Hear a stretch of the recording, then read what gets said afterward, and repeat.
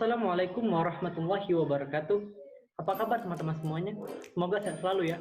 Di masa pandemi sekarang ini, kita lebih cenderung banyak melakukan aktivitas dari rumah. Harapan saya, teman-teman tetap produktif walaupun di rumah aja. Nah, pada video kali ini, saya akan membuat video pembelajaran mengenai K3 mesin bubut. Sebelum kita membahas hal tersebut, saya akan membahas K3 terlebih dahulu. Apa itu K3? Apakah teman-teman mengetahui apa itu K3? Nah, berikut ini merupakan contoh dari lambang K3. Nah, lambang K3 ini biasanya sering kita jumpai pada baju-baju praktek seperti ini. Nah, di baju saya ini ada contoh lambang K3 ya. K3 didefinisikan menjadi 3 pengertian. Yang pertama, pengertian keselamatan dan kesehatan kerja secara keilmuan. Yang kedua, pengertian keselamatan dan kesehatan kerja secara filosofis. Yang ketiga itu pengertian keselamatan kerja secara etimologis. Bagi kalian teman-teman yang masih duduk di bangku SMK pasti belajar tentang K3, dan di sini saya akan membahas materi mengenai K3 tapi lebih cenderung ke K3-nya mesin bubut. Baiklah. Yang pertama, pengertian K3 secara keilmuan ialah suatu pemikiran dan upaya untuk menjamin keutuhan dan kesempurnaan baik jasmani dan rohani pekerja atau tenaga kerja pada khususnya, dan manusia pada umumnya, hasil karya dan budayanya menuju masyarakat adil dan makmur. Pengertian K3 secara filosofis, ilmu pengetahuan dan penerapannya dalam usaha, mencegah kecelakaan akibat kerja, penyakit kerja, kebakaran dan pencemaran lingkungan. Nanti kita akan membahas kecelakaan kerja dan penyakit akibat kerja. Pengertian K3 secara etimologis merupakan suatu upaya perlindungan agar tenaga kerja selalu dalam keadaan selamat dan sehat selama melakukan pekerjaan di tempat kerja, serta bagi orang lain yang memasuki tempat kerja maupun sumber dan proses produksi dapat digunakan secara aman dan efisien dalam pemakaiannya. Selanjutnya itu, kita juga dapat mendefinisikan keselamatan kerja dan kesehatan kerja, di mana keselamatan kerja, kondisi di mana para karyawan terlindungi dari cedera yang disebabkan oleh kecelakaan yang berhubungan dengan pekerjaan. Kesehatan kerja, kondisi di mana para karyawan terbebas dari berbagai penyakit fisik dan emosional yang berkaitan dengan kejiwaan yang disebabkan oleh pekerjaannya. Nah, saya memiliki pertanyaan, kenapa K3 itu perlu? Menurut kalian, dari 3 definisi yang telah saya sebutkan tadi, kenapa K3 itu perlu? Ada yang tahu? Ya, tepat sekali. Di sini saya membuatnya menjadi 4M. Yang pertama itu mencegah. Mencegah, apa sih yang perlu dicegah? Mencegah kerugian fisik dan finansial yang bisa diderita tenaga kerja atau karyawan. Yang kedua, menghindari. Menghindari, apa yang perlu kita hindari? Menghindari tuntutan hukum. Perusahaan perlu menerapkan K3 untuk menghindari tuntutan hukum. Yang ketiga, menghemat. Apa yang perlu dihemat? Ya, K3 menghemat biaya premi asuransi yang terakhir. Dan yang keempat, mencegah. Kok mencegah kembali? Ya, mencegah. Apa yang perlu dicegah yang keempat? Mencegah terjadinya gangguan terhadap produktivitas perusahaan. Itulah yang saya maksud 4M. Selanjutnya, apa sih tujuan dari K3? Ada yang tahu tujuan dari K3? Ya, sebenarnya tidak ada celah spesifik K3 itu apa. Yang pasti tujuan K3 itu untuk mencegah terjadinya kecelakaan kerja dan penyakit akibat kerja.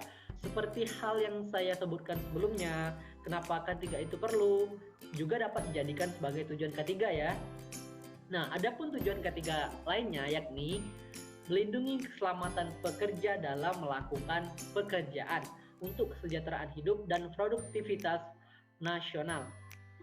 Menjamin keselamatan setiap orang lain yang berada di tempat kerja, sumber produksi terpelihara dan dipergunakan secara aman dan efisien sebagai alat untuk mencapai derajat kesehatan tenaga kerja yang setinggi-tingginya.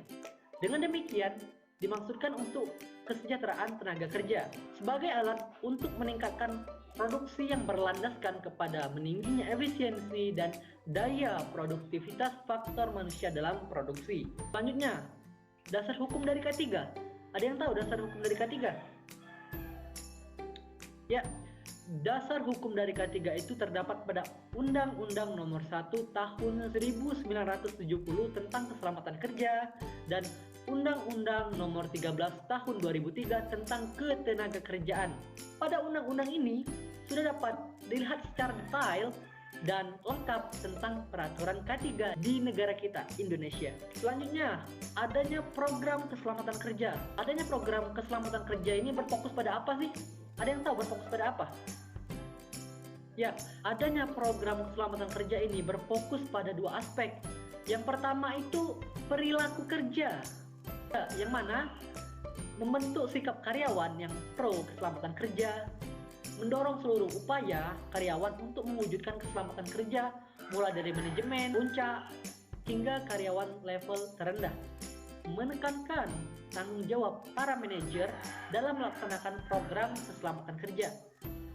Aspek yang kedua yaitu kondisi kerja, di mana mengembangkan dan memelihara lingkungan kerja fisik yang aman, misalnya dengan penyediaan alat pengaman seperti alat pemadam kebakaran yang sering kita temui di bengkel ataupun di lab praktek ya. Biasanya itu ada alat pemadam kebakaran yang tabung merah itu ya. Sekarang kita membahas mengenai kecelakaan kerja. Apa itu kecelakaan kerja? Ya, kecelakaan yang diakibatkan oleh kerja. Itu jawaban yang logis ya teman-teman ya. Menurut Peraturan Menteri Tenaga Kerja Nomor 3 Men98 adalah suatu kejadian yang tidak dikehendaki dan tidak diduga semula yang dapat menimbulkan korban manusia dan atau harta benda. Yang berarti hal tersebut kejadiannya tiba-tiba atau yang tidak disangka-sangka. Akan tetapi hal tersebut tidak terjadi dengan sendirinya, tapi ada penyebabnya. Setelah kita membahas kecelakaan kerja, apa sih contoh dari kecelakaan kerja itu? Contoh dari kecelakaan kerja itu misalnya jatuh dari atas ketinggian atau jatuh dari ketinggian yang sama, ya misalnya terjatuh saat teman-teman berjalan atau sedang melakukan pekerjaan, menabrak objek dengan bagian tubuh, tertabrak oleh objek yang bergerak, terpajan oleh suara keras tiba-tiba, terpajan suara yang lama, terpajan tekanan yang bervariasi lebih dari suara, pergerakan berulang dengan pengangkatan otot yang rendah, otot tegang, dan yang lain, yang mana jika hal ini terjadi dapat menyebabkan luka sementara, cacat permanen, atau yang lebih parah itu biasanya dapat menyebabkan kematian. Jadi teman-teman harus hati-hati ya saat melakukan pekerjaan ataupun praktek di bengkel. Selanjutnya ada faktor penyebab kecelakaan. Apa saja faktor penyebab kecelakaan? Menurut analisis teman-teman, apa saja sih yang menyebabkan kecelakaan kerja? Ya, tepat sekali. Ada beberapa faktor yang menyebabkan kecelakaan kerja, yang diantara lain yaitu faktor manusia adalah faktor yang dipengaruhi oleh pengetahuan, keterampilan, dan sikap. Faktor material, faktor yang memiliki sifat dapat memunculkan kesehatan atau keselamatan pekerja. Faktor sumber bahaya, faktor sumber bahaya ini ialah perbuatan berbahaya. Hal ini terjadi misalnya karena metode kerja yang salah, keletihan atau kecapean dari pekerja itu atau tenaga kerja, serta sikap kerja yang tidak sesuai prosedur. Jikalau tadi itu perbuatan berbahaya, selanjutnya itu ada kondisi atau keadaan berbahaya, yaitu di mana keadaan yang tidak aman dari keberadaan mesin atau peralatan, lingkungan, proses, dan sifat pekerjaan. Selanjutnya itu adalah faktor yang dihadapi. Apa sih faktor yang dihadapi? Faktor yang dihadapi itu misalnya kurangnya pemeliharaan atau perawatan mesin maupun peralatan lainnya sehingga tidak bisa bekerja dengan sempurna. Itu dapat menjadi salah satu penyebab kecelakaan kerja ya teman-teman. Jadi teman-teman kalau praktek atau bekerja, jangan coba-coba meremehkan perawatan mesin. Teman-teman harus memperhatikan mesin yang teman-teman operasikan baik atau tidak untuk digunakan saat bekerja. Setelah kita membahas masalah kecelakaan kerja, selanjutnya itu ada penyakit akibat kerja. Apa sih penyakit akibat kerja? Pasti teman-teman berpikir penyakit yang diakibatkan oleh pekerjaan. Ya, tepat sekali.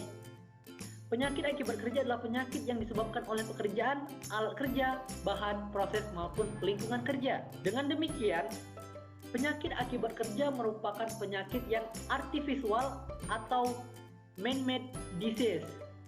Sejalan dengan hal tersebut, terdapat pendapat lain yang menyatakan bahwa penyakit akibat kerja ialah gangguan kesehatan baik jasmani maupun rohani yang ditimbulkan ataupun diperparah karena aktivitas kerja atau kondisi yang berhubungan dengan pekerjaan. Penyebab penyakit akibat kerja. Apa sih penyebab dari penyakit akibat kerja ini?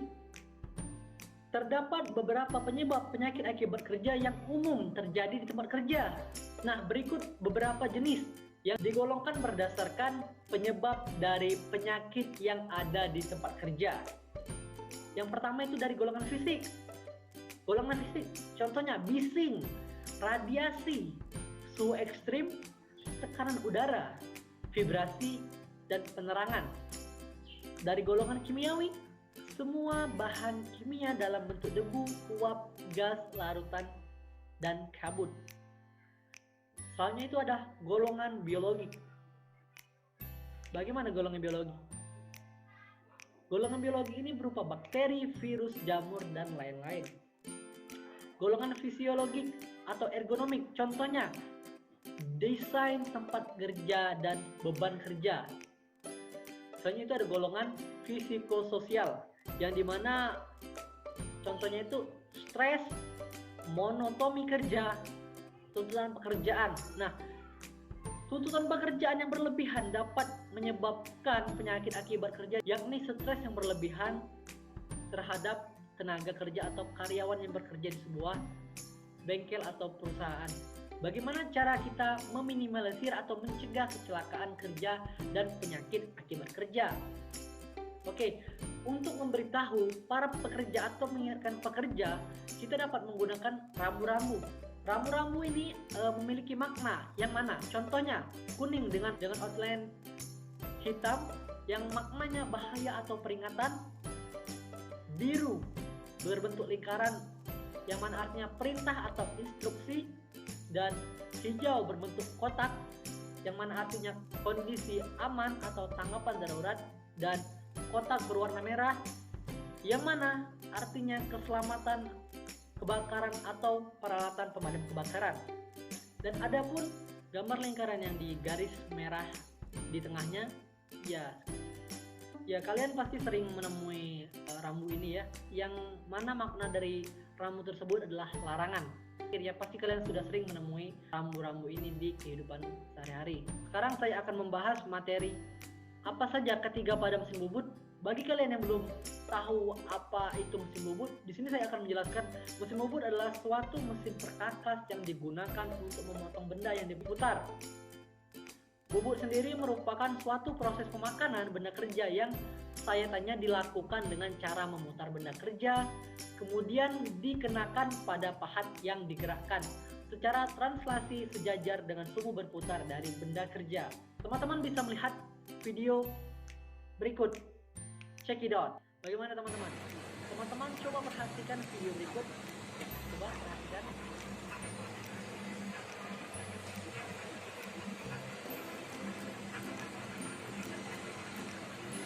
Ya. Setelah teman-teman memperhatikan video tadi, menurut teman-teman, bahaya apa saja sih yang terdapat pada mesin bubut? Setelah teman-teman mengamati tadi, menurut teman-teman apa saja bahayanya?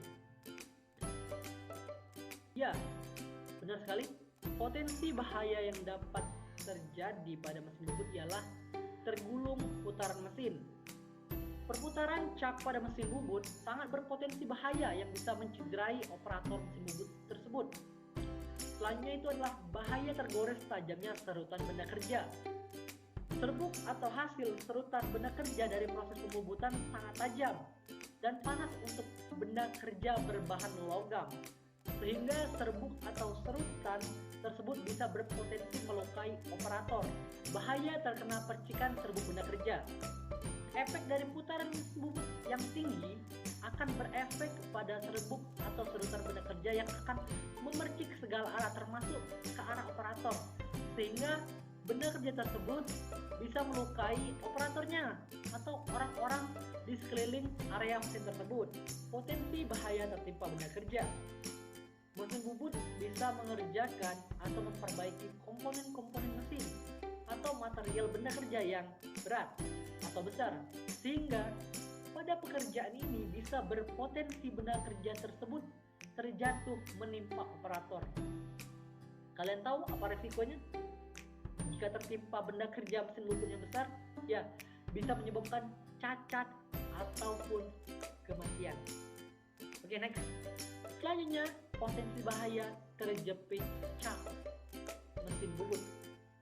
Cak mesin bubut mempunyai potensi bisa menjepit tangan operator. Jadi kalian jangan meremehkan cak mesin bubut ya. Tetap hati-hati, fokus melakukan pekerjaan. Karena operator mesin bubut pada saat melakukan setting atau pemasangan benda kerja pada cak mesin bubut itu, jika tidak fokus akan terjadi bahaya tersebut, terjepit pada cak mesin bubut. Bagaimana jika kita seorang operator dari mesin bubut itu, cara kita menghindari bahaya tersebut? Ada pendapat dari teman-teman bagaimana cara kita menghindari bahaya tersebut? Salah satunya yakni kita dapat menerapkan langkah-langkah seperti menerapkan atau menggunakan alat pelindung diri mesin bubut. Nah, alat pelindung diri adalah alat-alat yang mampu memberikan perlindungan terhadap bahaya-bahaya kecelakaan kerja. APD dibagi menjadi 3, yakni APD bagian kepala, APD bagian badan, dan APD bagian anggota badan. APD bagian kepala mesin bubut. Kalian bisa menggunakan topi pelindung untuk mengantisipasi loncatan serpihan dari proses pembubutan mengenai kepala ataupun tertimpa benda yang jatuh dari atas. Selanjutnya, alat pelindung penglihatan, yakni kacamata bening. Teman-teman bisa menggunakan kacamata bening untuk menghindari percikan dari serbuk benda kerja yang tersayat oleh pahat. Selanjutnya ada pelindung telinga. Jika terdapat kebisingan yang dapat menyebabkan penyakit akibat kerja atau ketulian, teman-teman bisa menggunakan earplug atau earmuff. Oke, selanjutnya itu ada pelindung pernapasan, masker, dan respirator. Ketika teman-teman mengumpul, ketika itu dapat menyebabkan teman-teman pusing karena menghirup udara dari asap yang dihasilkan oleh gesekan benda kerja dan pahat, teman-teman bisa menggunakan masker atau respirator. Nah, selanjutnya ada alat pelindung diri bagian badan. Kita juga dapat menggunakan wear pack saja ketika percikan serpihan dari proses pembubutan tidak terlalu panas dan cenderung tidak membolongi baju kita dapat menggunakan wear pack ya. APD bagian anggota badan. Nah, pada alat pelindung diri bagian anggota badan ini meliputi alat pelindung tangan atau safety gloves. Nah, pada sarung tangan mesin bubut ini ya, kita tidak memerlukan saat teman-teman melakukan proses pembubutan, teman-teman tidak perlu menggunakan sarung tangan atau sebaiknya tidak usah menggunakan sarung tangan, karena sarung tangan pada pengerjaan mesin bubut tidak kita gunakan. Itu bisa menyebabkan teman-teman terlilit oleh putaran cak, dan juga saat teman-teman menggunakan baju panjang yang memiliki tali yang tergelantung, teman-teman bisa menggulung lengan baju teman-teman agar meminimalisir terlilit putaran benda kerja atau cak saat melakukan proses pembubutan. Dan selanjutnya ada alat pelindung kaki. Alat pelindung kaki ini ialah sepatu safety yang mana terdapat besi di ujungnya, sehingga saat tertimpa oleh benda-benda yang keras, kaki teman-teman tidak mengalami cedera yang cukup fatal ya. Setelah cara kita menghindari bahaya tersebut menggunakan APD, yang kedua, mengetahui cara mengoperasikan mesin.